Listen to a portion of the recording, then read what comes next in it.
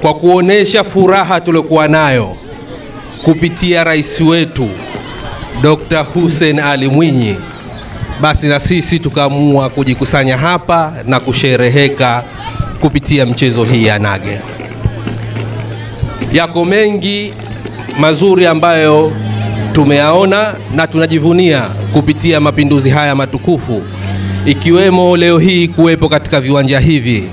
Mwanzoni hatukuwa katika mazingira haya, nadhani sote tunakumbuka, lakini leo tunacheza michezo yetu tukiwa tuko katika viwanja ambavyo vina ubora na viwanja ambavyo sisi wenyewe tunajivunia kuwa navyo. Niwapongeze kwa timu zote mbili ambazo zimeshiriki fainali. Kiukweli mashindano ya kuwa rais, uongo. Manake hata tukiangalia matokeo, manake tumepishana kwa pointi moja, si ndio? Hii inathibitisha kwamba timu zote zilikuwa nzuri, lakini kaida ya michezo lazima mmoja azidiwe.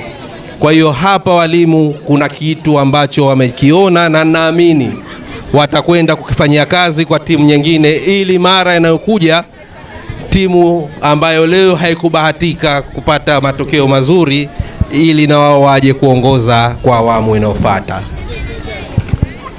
Hivyo basi, kitu ambacho tunatakiwa tukifahamu, hii michezo hatukuja tu hapa kwa ajili tuje tucheze tuondoke, lakini michezo ni sehemu ya ajira.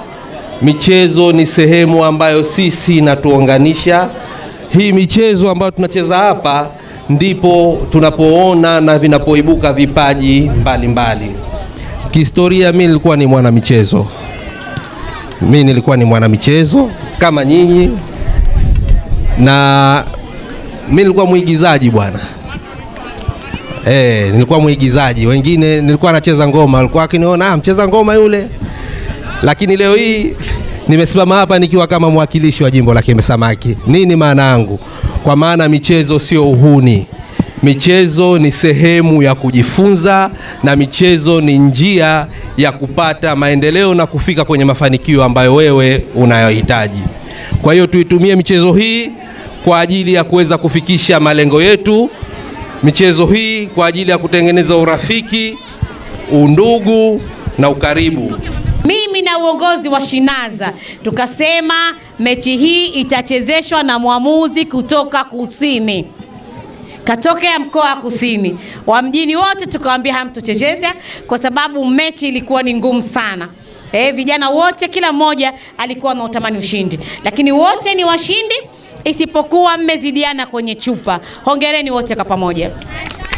Mheshimiwa mgeni rasmi, nage kila mwaka inapofika mapinduzi huwa na sisi tunashiriki katika kuyaenzi mapinduzi matukufu ya Zanzibar. Na safari hii tulifanya bonanza tu kwa sababu ya changamoto mbalimbali, hususan uwezeshaji ama kukosa udhamini. Kwa hiyo tunakuwa hatuwezi kujiendesha wenyewe kama sisi. Ijapokuwa tunashukuru viongozi wa chama na serikali ambapo mnakuja hapa mnaweza kutusaidia angalau vijana wetu wakapata motisha ya kuweza kushiriki.